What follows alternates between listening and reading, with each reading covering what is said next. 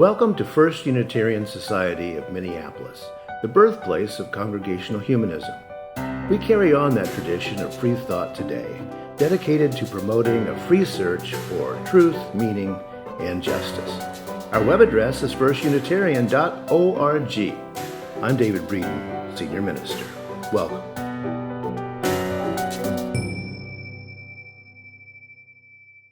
Last week, I considered our Articles of Incorporation from 1881, and they read this way: to form an association where people without regard to theological differences may unite for mutual helpfulness in intellectual, moral, and religious culture and humane work.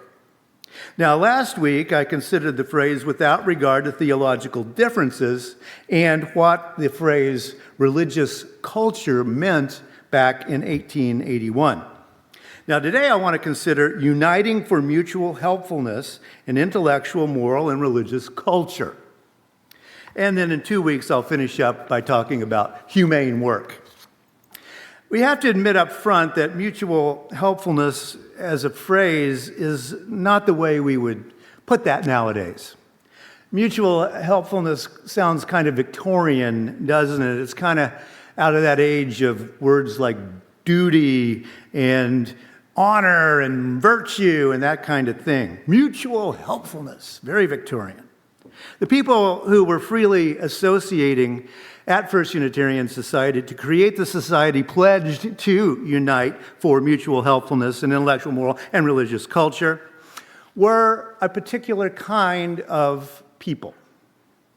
As I mentioned last week, the word culture has developed in its different connotations since 1881, and really at that time is at the crux of when the word was changing. Culture was becoming much more at that time than just high culture, going to art museums and going to listen to symphonies and that kind of thing, even though that's what it had meant for a long time. Now, as an old English professor, I have to say that the word culture in this particular text seems to be a parallel construction. I think the meaning appears to be mutual helpfulness in intellectual culture, moral culture, and religious culture, and humane work. In the first two, intellectual and moral culture is being used in that older sense of the term. In the third instance, we see the newer understanding of that term culture as the elements that make up human societies emerges in the research, the anthropology of that time. I should also mention parenthetically that society these days sounds like a very weird thing to be. And that word, too, was undergoing a lot of change. First Unitarian Society. Nowadays, it's odd. The people of the time were obviously avoiding the word church. We've never been a church here. But the use of society is interesting as well. It was being used at the time for such things as the National Geographic Society and the American Chemical Society, groups involved in the study of particular subjects. So a Unitarian society was supposed to be studying Unitarianism and what made it up. That's what the term meant at the time. But to go back to that very Victorian phrase, mutual helpfulness, used in stating the purpose of a voluntary association, this new thing called First Unitarian Society. Mutual helpfulness will be the society's why. Why are you bothering to get together on Sunday morning? Now, I said 2 weeks ago the why here has always been about transformation.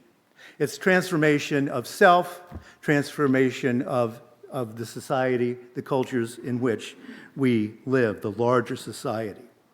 The people of this society have sought to create that change, that transformation, in order to be better people and to create a more humane world. Something else to reflect on is this. In late 19th century America, Americans were all about building all kinds of voluntary associations. They were, we can see from the evidence around us, considerably more thoughtful and adept at building communities for people than we are nowadays. Reflect on some of the organizations that swept in behind those Europeans moving west. Some are with us still, some are not. But remember that most of these groups were segregated by gender. So when we begin to look at the names of the groups for those times, there are usually two of them, and only one of them appears usually in the material. The Freemasons also included a women's auxiliary called the Order of the Eastern Star, for example. Now, all of these things, think about this. There are 40,000 people in Minneapolis at the time. The Odd Fellows, the Knights of Pythias, the Knights of Columbus, the Woodmen of the World, the Grand Army of the Republic Veterans Association. They're not here anymore. The Benevolent and Protective Order of Elks, the Grange, which are the patrons of husbandry, the Daughters of the American Revolution, the Sons of Temperance, and yes, the Daughters of Temperance, the Ancient Order of Hibernians, the Loyal Order of Moose, the Shriners, and specifically here, of course, the Sons of Norway, assuming there were also around some Daughters of Norway. All these, not to mention countless congregations and political groups that developed in that time period, we can safely say that Americans of the late 19th century were inveterate builders of communities, both in voluntary associations and on up into the political structures that developed into cities and states. Again, they were then considerably more thoughtful and adept at building community than we are nowadays, and we need to give them credit for that. This evidence also puts the lie to the myth of the lone wolf individual who goes off with an axe and a rifle to conquer the West. We today are the ones who have lost the thread when it comes to building community. We today are the lone wolves, and it is killing us. We do well to think about this mutual helpfulness thing that sounds so Victorian.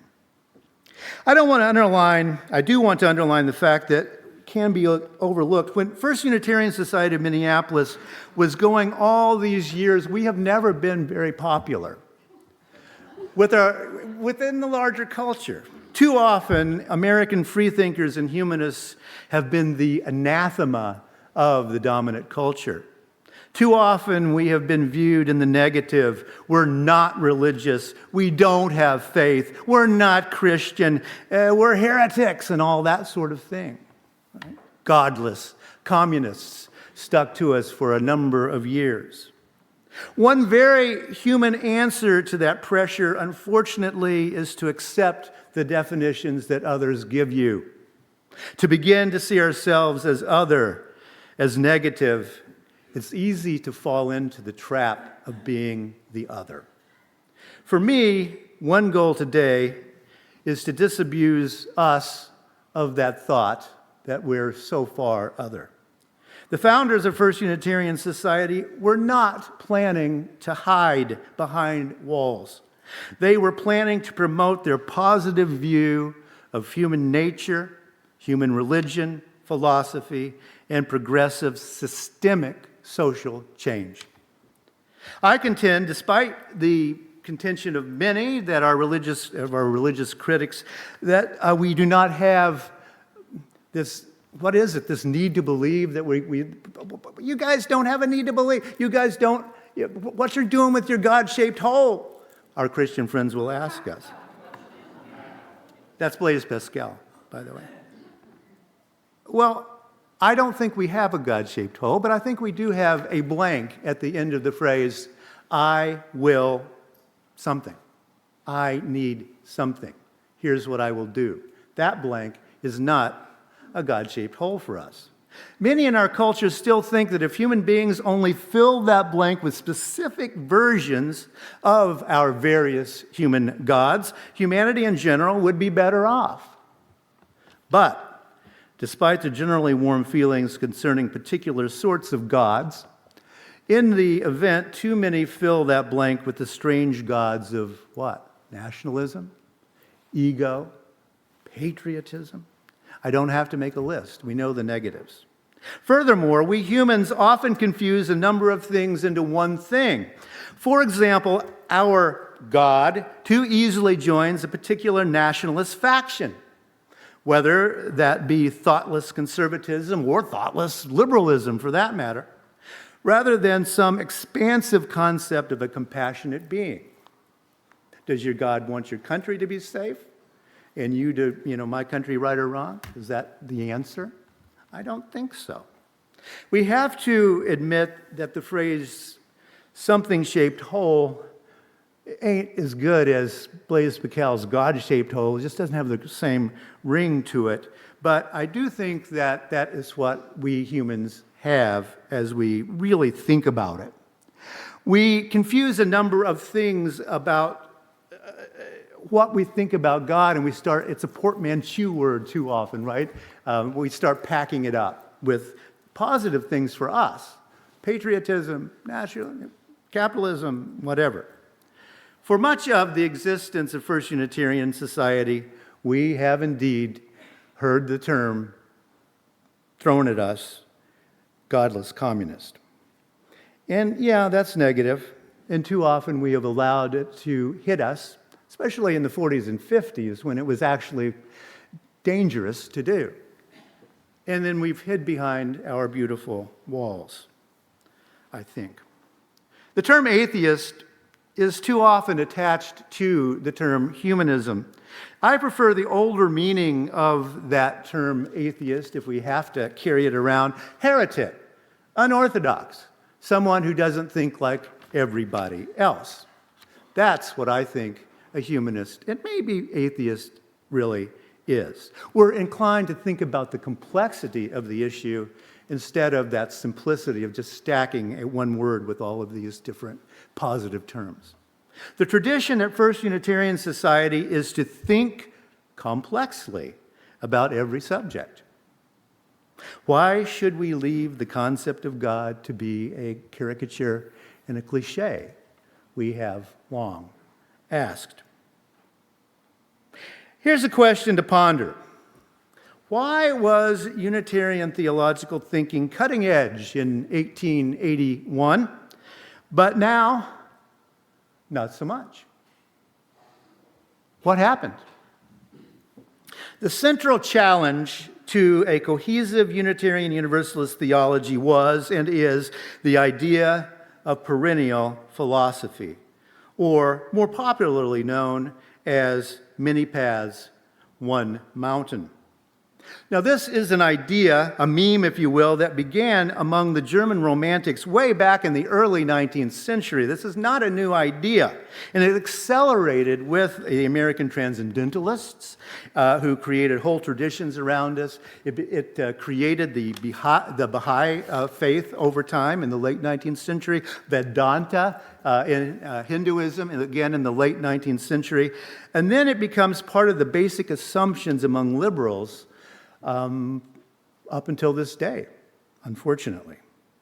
As a popular poster says, there are many paths to the top of the mountain, but the view is always the same. This is perhaps a beautiful thought, but it isn't true.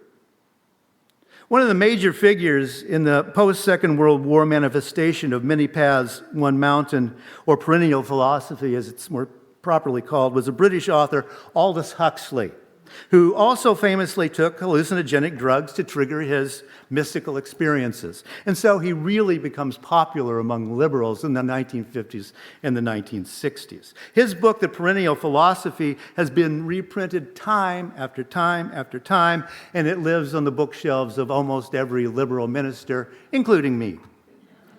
Why did this become the orthodoxy of Unitarian Universalism after the Second World War is the question. Why? As with so many universalizing concepts, perennial philosophy can point to many universal aspects of the annals of human religion. Huxley's book is an anthology of selected writings from various religions around the world and through time, and hey presto, they all agree. It's a perennial philosophy. He got to cherry pick. However, do those aspects reflect pieces of a universal truth about ultimate reality, God, or do they merely reflect the structures and processes of the human brain? Psychology. Is the human religious impulse at its most fundamental level a record of finding capital T truth? Or is it what we find when we think about our own brains, our own minds? This remains a question. And Huxley and his followers tended to avoid that question when stated as blatantly as I have just put it. They were being a little bit canny. In the event, perennial philosophy took those interested in liberal religions by storm. After all, if all truth is up one mountain and only the paths are different, we all think alike. Let's just peace out and love each other, right? Well, hooray for multi-faith work, but unfortunately, again, it just isn't true. Perennial philosophy was a wonderful illusion for post-Second World War people, that we all are in this together somehow. It was born of the destruction of the Second World War and then the Cold War, and might there be a way to rid this world of religious violence? It was a brilliant and poignant question to ask in 1945 when the book Perennial Philosophy was published. It was hopeful, idealistic, and mistaken. Continuing to follow this line of reasoning is still idealistic, but it's still mistaken. Yet another attempt to remake the world in the image of Europe or the United States. The perennial philosophies, guess what? They happen to be Mediterranean basin monotheisms and then Hinduism, right? Now, consider what Huxley himself said about perennial philosophy in his book, again published in 1945. He says, the perennial philosophy is expressed most succinctly in the Sanskrit formula, tat tadvam asi, that art thou. The Atman, or immanent eternal self, is one with Brahman. That's the big God in Hinduism, right? The absolute principle of all existence. And the last end of every human being is to discover the fact for himself, sexist language, to find out who he really is. Now, let's think about what he's actually saying here for a moment. This phrase is indeed from the Upanishads from the 600s before the Common Era. It's real, it's profound. The Sanskrit phrase is tat tavam asi, thou art that, or you are that. It does indeed mean that each of us is part of the ultimate reality. You are the cosmos, and the cosmos is you. That's what it means. That concept is central to Advaita Vedanta, Hinduism. So note there are two adjectives here, right? It's that far back into the Hindu philosophy and that deep into it. All right? It's a non-dualistic school of Hinduism that emphasizes the oneness of the individual. We're all Atman, right? With Brahman, all of it. We're all in this together. Huxley's very clear about what he means in this quote. The last end of every human being is to discover the fact for themselves, to find out who they really are. This had become the center of thinking for Ralph Waldo Emerson, for example, several years before this, when he first read about it in 19th century, very bad and unscholarly translations out of Sanskrit. The self, and it's always a capital S, the self of Vedanta Hinduism won't be doing anything that you can put on your resume. That's the difference between capital S self Hinduism and capital S self Western world. We're about building character. We always have been in the Western world. Building character. Hinduism is about tearing it down. That's a little different. But wait, there's more. All right? It so happens that I have a favorite saying in the Upanishads too. It is neti neti. Neither this nor that. Not this, not that. We're talking about ultimate reality here, God, if you will, or whatever. It's as abstract as concepts get, and they're not easy to comprehend, and maybe none of us ever do, actually. Why did the saying become so important in Euro-American religious thought? Because, again, perennial philosophy really goes in on this. Well, in point of fact, the point is not about the self, it's about no self. Tat tavam asi, thou art that, centers on thou, the self, but it's a capital S self. My preferred way of saying the same thing is neti neti, neither this nor that. Why do I prefer neti neti? Because it centers on no center. Who's important in the universe? Well, you can see why perennial philosophers would say the self. That's a Western concept. But it's not a Hindu concept. It just isn't. This is no center. The self isn't the question in this second phrasing. Both of them are from the Upanishads. The problem is the concepts themselves. We murder to dissect, as William Wordsworth the poet said. Neti neti tells us that we can't ever get it. We can't ever get it because the very operation of human conceptualizing the way we think destroys our ability to conceptualize the unconditioned, which is what God is, if there is one. If you will indulge me one more moment, here's my favorite idea from Hinduism. It's from the song of Ashtavakra from the 500s before the Common Era. One believes in existence. Another says, there is nothing. Rare is the one who believes in neither. That one is free from confusion. That's not Western thinking. That's not Christianity reheated in another form. And that's why it wasn't paid attention to in perennial philosophy. Neti neti. It ain't this, it ain't that. It's not here, and it's everywhere. The perennial philosophy became a cherished part of Unitarian Universalist thought after the Second World War. It's so happy, right? It's so kumbaya. And it's so wrong. Nowadays, we call it cultural appropriation.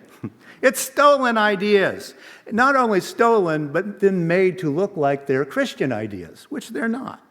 No, all human religions are not liberal Christianity.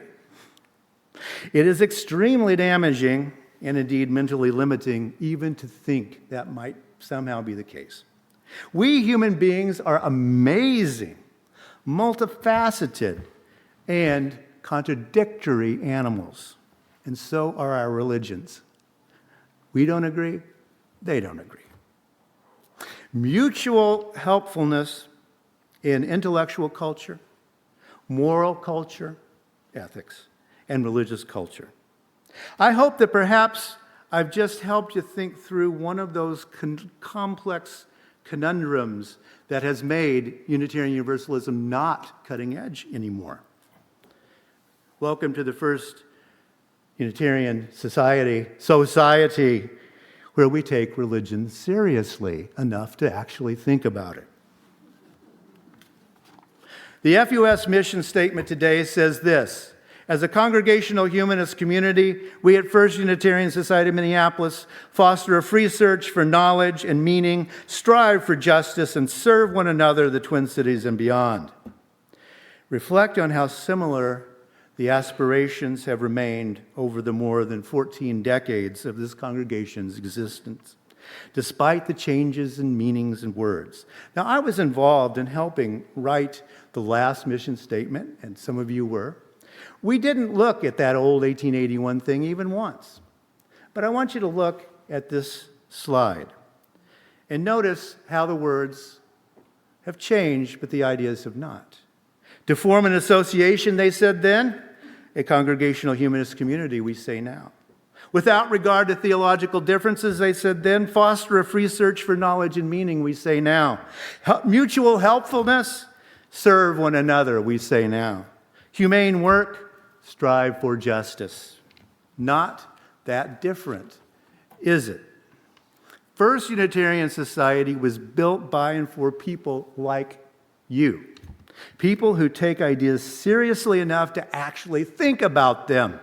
People willing to think outside all those boxes. Now, the perennial philosophy was a really bad idea, but I want to be fair to the depth of Aldous Huxley's thought. He realized toward the end of his life that he was wrong. At the end of his life, Aldous Huxley wrote this: "It is a bit embarrassing to have been concerned with the human problem all one's life and find at the end that one has no more to offer by way of advice than try to be a little kinder." Frankly, that's about as profound as it gets.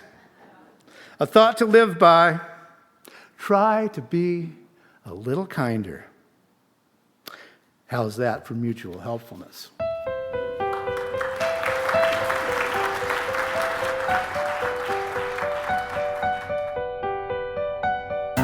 Thanks for listening. You can find much more about humanism and what's happening at First Unitarian Society in Minneapolis by visiting our website at firstunitarian.org.